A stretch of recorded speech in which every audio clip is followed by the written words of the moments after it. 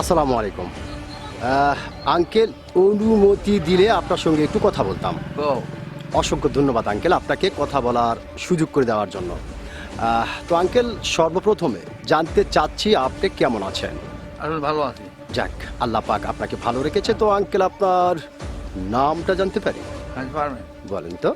সাইরে সাইর আলী, সুন্দর একটি নাম আপনার, অত্যন্ত চমৎকার একটি নাম আপনার। এবং আপনার নাম শুনে এবং আপনাকে সামনাসামনি দেখে যেটা বোঝা যাচ্ছে, আপনার ছবি কিসে? আপনি দুর্দান্ত একজন সাহসী মানুষ, এটা কিন্তু আপনাকে দেখেই বোঝা যাচ্ছে। আচ্ছা আঙ্কেল, আপনি কি ভোটার হয়েছেন?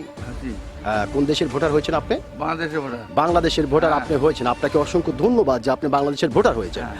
তো আঙ্কেল, যেহেতু আপনি বাংলাদেশের একজন সচেতন নাগরিক হ্যাঁ।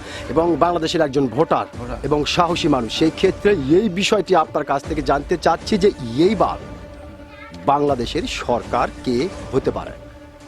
সেটা পরে দেখে, সেটা আমি কথা বলবো। আমি একজন দুজনকে তাই হয় দেখি, আমি আমার তাই ভোটার হবো। এখন বিএনপি হতে পারে, জামাত হতে পারে, আওয়ামী লীগ হতে পারে। আমি কথা বলছি কে হবে এটা কথা না, এটা বলা যাচ্ছে না। না। তার মানে আঙ্কেল, যেটা আপনি বোঝাতে চাচ্ছেন যে সুষ্ঠু একটি নির্বাচন হলে হয়তো আমরা দেশের মানুষ জানতে পারবো যে কে দেশের সরকার হতে পারে। হতে পারে। অসংখ্য ধন্যবাদ, খুব গুরুত্বপূর্ণ একটি কথা বলেছেন আপনি এবং মোটামুটি সাহসিকতার সহিত আপনি কথাটি বলেছেন। আপনি কিন্তু আপনার সাহসিকতার পরিচয় দিয়েছেন যে আসলে আপনি একজন সাহসী মানুষ। ধন্যবাদ আপনাকে।